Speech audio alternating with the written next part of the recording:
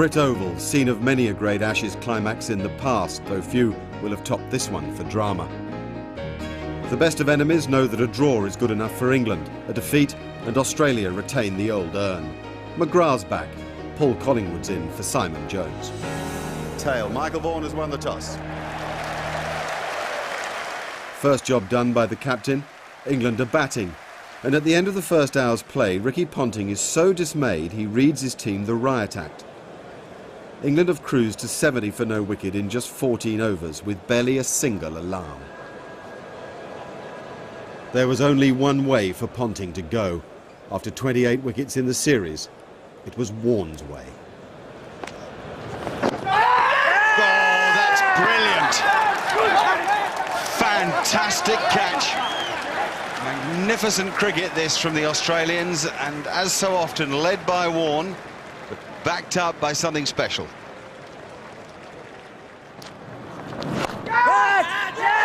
Oh, Vaughan is going to be cranky about that. Ooh, that is close. LBW, 3 from Warne.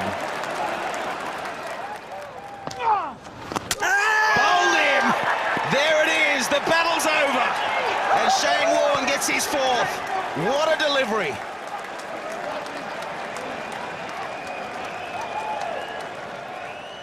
Andrew Strauss stopped the bleeding for England.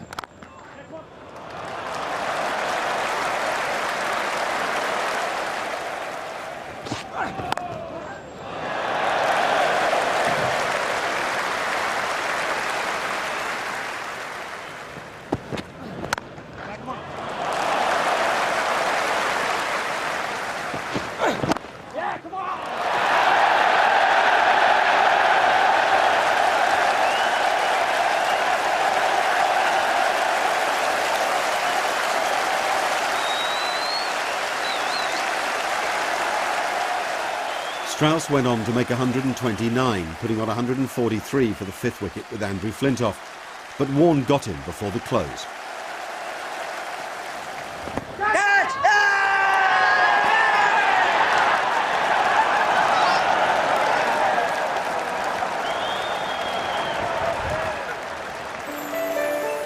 England 319 for 7, with honours just about even at the end of a glorious first day. But the weather took a distinct turn for the worse on Friday. After England had been bowled out for 373, Australia got their best start of the series and were 112 for no wicket at tea. The light suddenly deteriorated. To stay or to go? The choice was the Australians, and they went, not to return that day.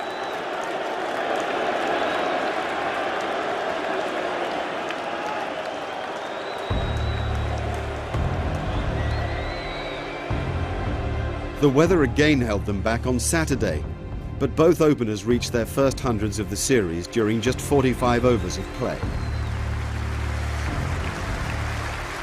Hayden hung on to the close, with the Australians on a menacing 277 for 2, 96 behind England, but they hadn't bargained for what was to follow.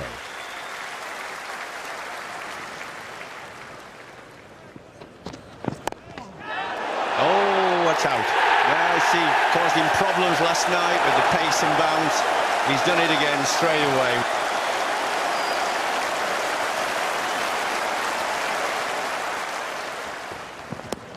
Must be LBW, surely. Yep, it's a slow death from Rudy Kitson, but it is a death.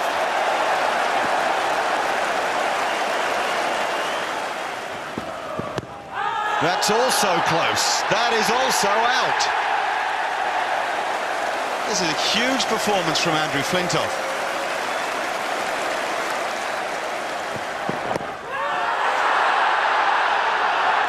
Given him, LBW. Hogarth with the swinger. Oh, that's out. That's out, yes.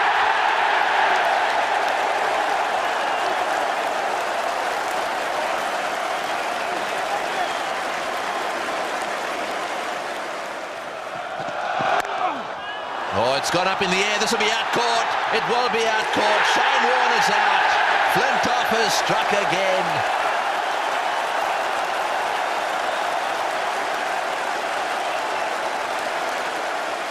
Flintoff finished with 5 for 78 from 34 overs. Hoggard, 4 for 97.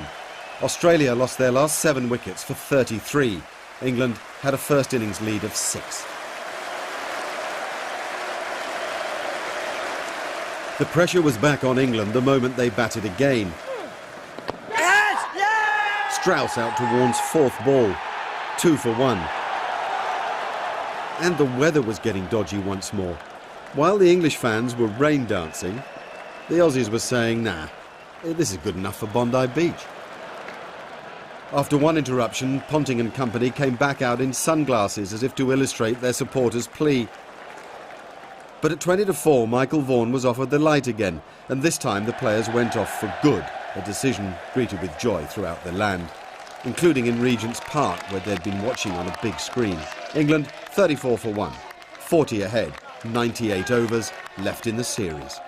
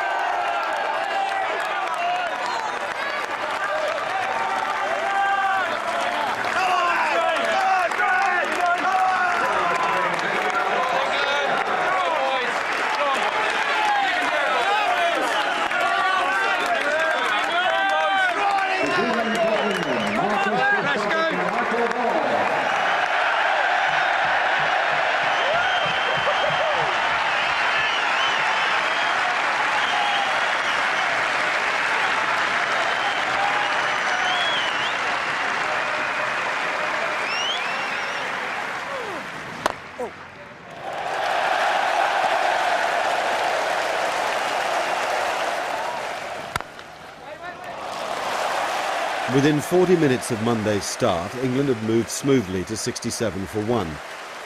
There were smiles all round. Of course, we should have known better. In the air, oh, what a catch! What a magnificent catch!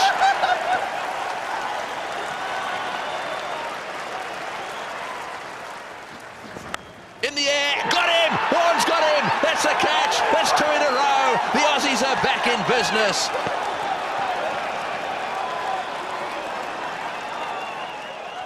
Here we go. Oh, it's got, has he got him? A big appeal, not out. Not out, hit him on the arm.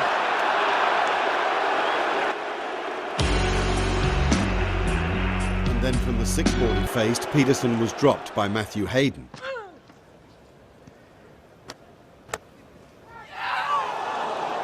With 15 to his name, Warne, would you believe it, dropped him too.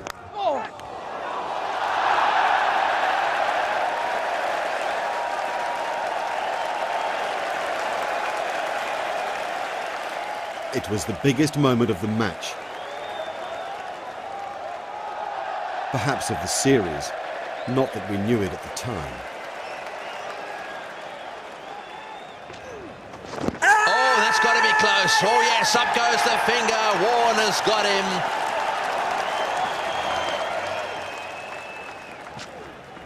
In the air, got him, caught and bowled. He's hit it straight back to him. Caught and bowled, and look at Warne. That is a big wicket. It's now the last over before lunch. Oh, that's off the glove and then the thigh pad.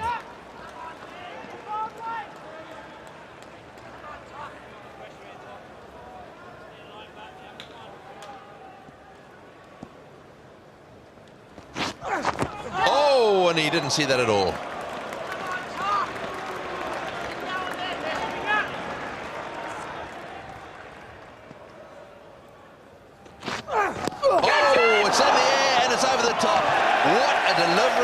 What a delivery from Brett Lee. So lucky to get away with that. He managed to get his glove up in the air, and he's really punched it over the top of the slip cordon. England 127 for 5 at lunch, 72 overs remaining. During the break, Peterson, who had been roughed up by Lee, asked Vaughan how he should play it from here on in. "Your way," said Vaughan. Gone for it. 6, going all the way.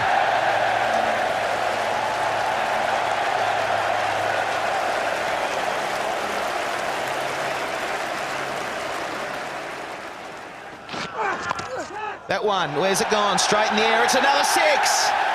Whoa, well, Shaun Tait down at fine leg. Thought that was going to be down his throat, and it kept travelling and travelling.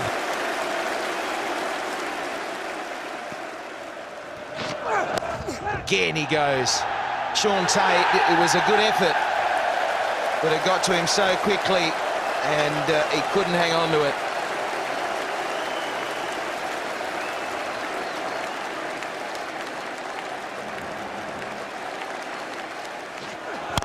Oh, what a cocker that shot was.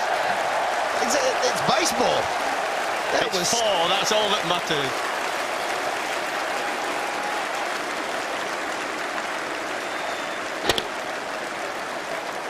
Wow, what a shot. But England hadn't won the Ashes yet.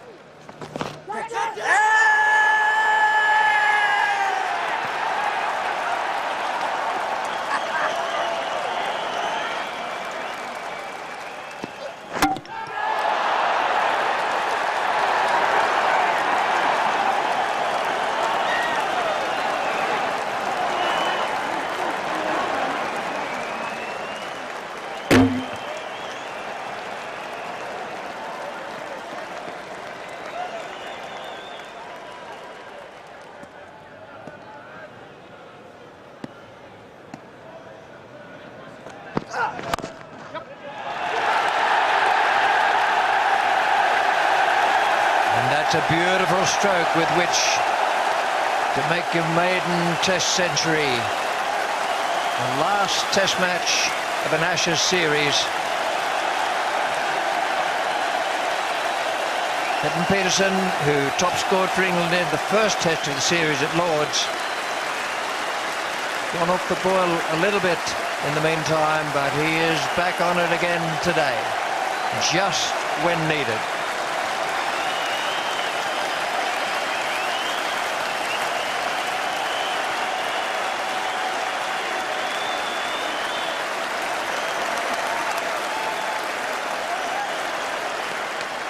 By now, Peterson had been joined by Ashley Giles, and together they steered England through the last squalls of the storm.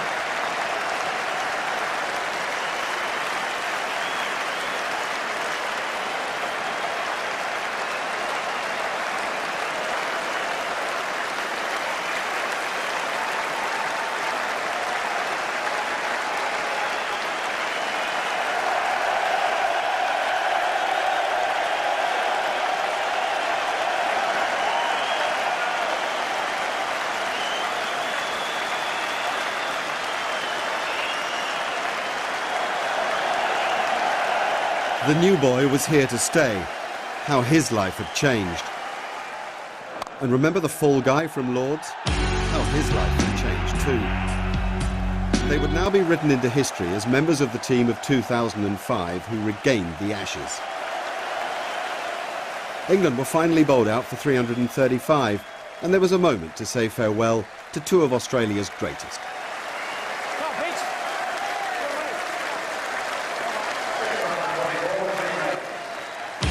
The day ended farcically. The Australians came out to face 4 balls before bad light sent everyone off the field again.